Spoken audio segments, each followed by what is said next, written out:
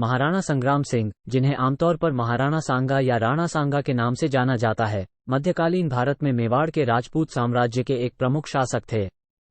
यहाँ उनके इतिहास का अवलोकन दिया गया है। प्रारंभिक जीवन। महाराणा सांगा का जन्म 1482 ई में सिसोदिया राजपूत वंश में हुआ था, जो वर्तमान भारत के राजस्थान में मेवाड़ राज्य पर शासन करते थे। वो उस समय मेवाड़ के शासक राणा रायमल के पुत्र थे।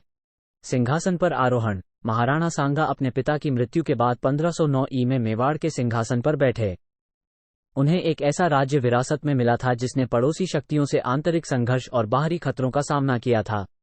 सैन्य अभियान। महाराणा सांगा को उनकी सैन्य कौशल और सम्राट बाबर के अधीन मुगल साम्राज्य के बढ़ते प्रभाव का विरोध करने के प्रयासों के लिए जाना जाता है।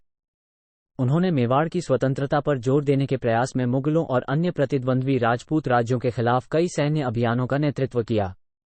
खानवा की लड़ाई 1527। महाराणा सांगा के जीवन की सबसे महत्वपूर्ण घटनाओं में से एक 1527 में लड़ी गई खानवा की लड़ाई थी। इस लड़ाई में सांगा ने अन्य राजपूत शासकों के साथ गठबंधन किया और बाबर की सेना से भिड़ गए।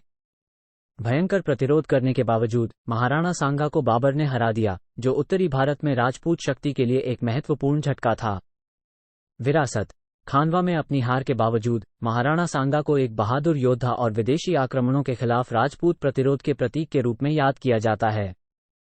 भारी बाधाओं का सामना करने में उनके साहस और दृढ़ संकल्प ने उन्हें भारतीय इतिहास और राजपूत लोककथाओं में एक महान व्यक्ति बना दिया है। उत्तराधिकारी। 1528 में उनकी मृत्यु के बाद उनके बेटे राणा रतन सिंह ने महाराणा सांगा का उत्तराधिकारी बनाया। हालांकि मेवाड़ के बाद के शासकों, जिनमें राणा रतन सिंह और उनके वंशज भी शामिल थे, के तहत मुगलों के खिलाफ संघर्ष जारी रहा। महाराणा सांगा का जीवन और शासनकाल मध्ययुगीन भारत के अशांत राजनीतिक परिदृश्य को दर्शाता है, जिसमें निरंतर युद्ध और विभिन्न क्षेत्रीय शक्तियों के बीच बदलते गठबंधन की विशेषता है।